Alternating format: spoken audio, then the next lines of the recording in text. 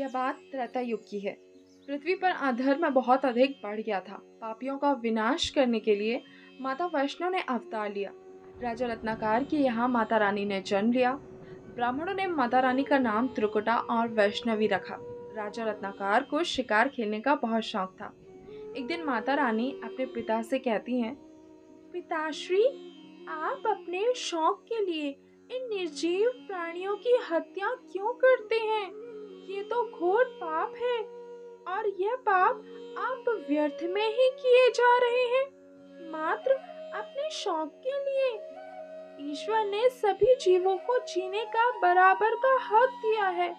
किसी को इतना अधिकार नहीं कि वह बिना किसी कारण के किसी जीव की हत्या करे।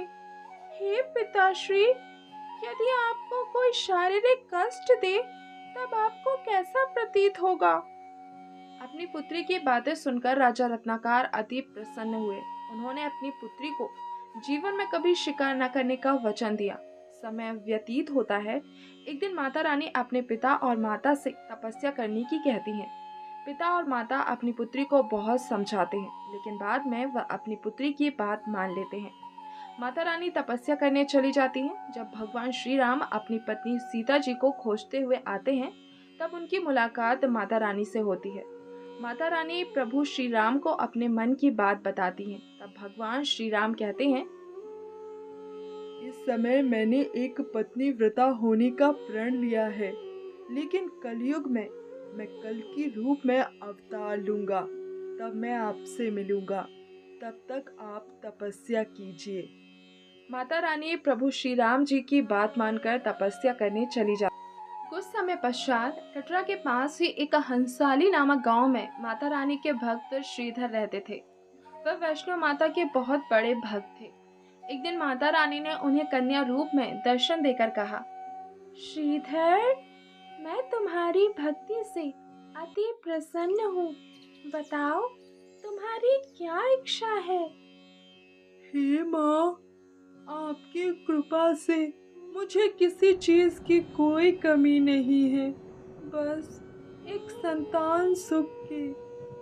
श्रीधर, नवरात्रि में तुम भंडारा कराओ।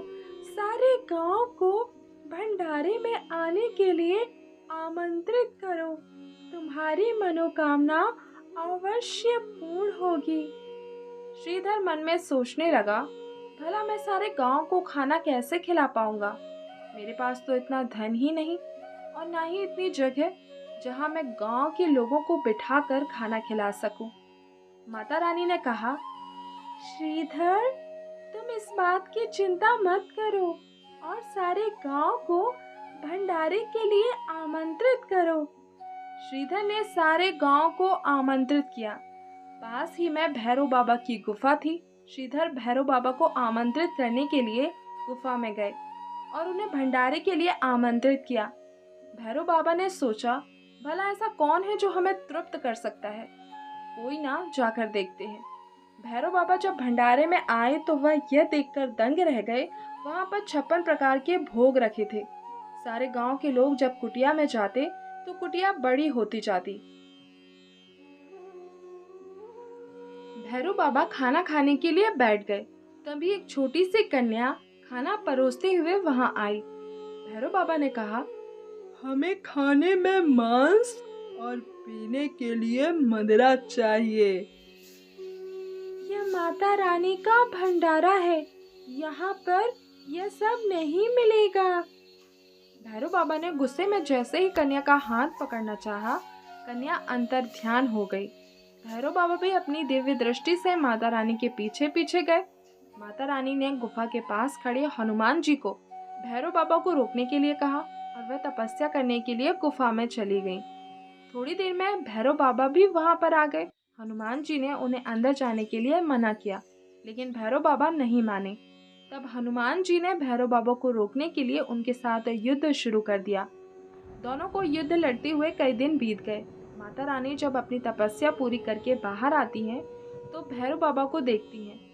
माता रानी को उस पर बहुत गुस्सा आता है और वह वहीं भैरव बाबा का सर काट देती हैं। भैरव बाबा का कटा हुआ सर माँ माँ कहने लगता है।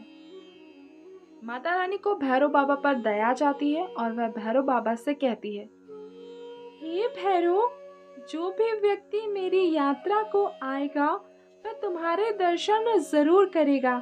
तुम्हारे दर्शन किए बिना उसकी यात्रा पूर्ण नहीं होगी। माता रानी बड़ी दयालु है।